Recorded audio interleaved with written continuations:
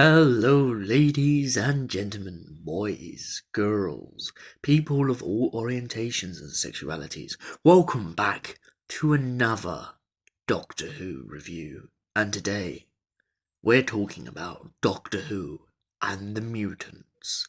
A very interesting, intricate story about a space station, a planet, and evolution of a species. So, without further ado, let's get straight into the review. So, our story starts how many of the John Pertwee stories start. John Pertwee's doctor is meddling around with scientific equipment in his unit laboratory when suddenly, out of the blue, a capsule appears. And, out of recognition, the Doctor remembers that this capsule must be taken to whomever it belongs to on the other side of the galaxy. So, he takes his companion, Joe Grant, with him and travels to the 25th or 20th century in order to deliver this capsule to whoever it belongs to.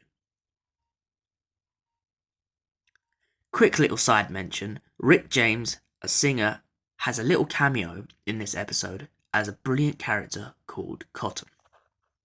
As the story progresses, we soon learn that a wannabe dictator has been bombarding the planet colony in order to wipe out the local inhabitants so that he can make the air breathable for his human colonists that are on their way.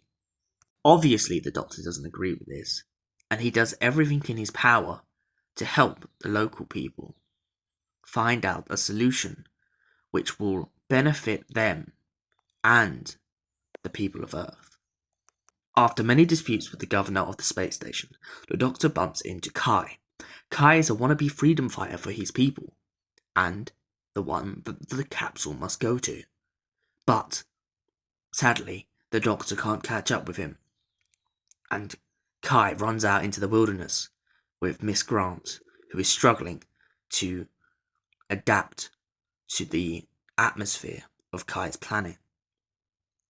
The Doctor runs back after Kai and eventually meets up with him, giving him the capsule. Kai constantly refers to the Doctor as an overlord, as that is what he sees all human life forms. The Doctor doesn't get it at first, but then soon starts to understand. But, whilst also trying to find a solution for Kai's people, the Doctor realizes there's a big problem overall. The temperatures on the planet are boiling hot, and Kai's people are evolving into mutations. At first, the Doctor comes to the conclusion, as well as the people on the space station, that the mutations are a cause of the gases in the air. Soon the Doctor learns that the mutations are nothing to do with the salt, that Kai's people have naturally evolved to being these creatures. In a way, a little bit like how a flower blooms when it is mixed with oxygen and water. Kai's people evolve into these creatures to survive the harsh heats of their summers, which only happen every 500 years. And so, the Doctor realizes that the process must have been sped up by the fact of the gases emitted in the air. This was poisoning Kai's people and causing them to change without say or without knowing.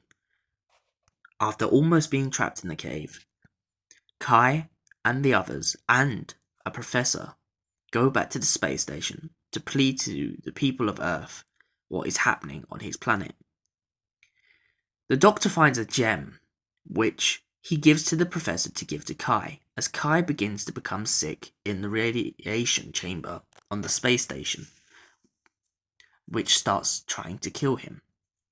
But when he becomes one with the crystal, he becomes a whole new evolved being entirely, and overthrows the dictator that had shackled his people.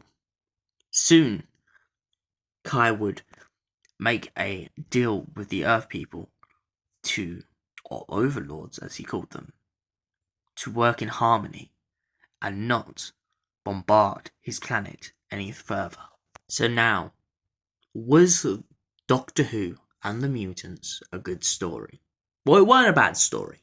It had its elements. It had the evolution of the creatures, the dialogue and characteristics of the soldiers on the space station.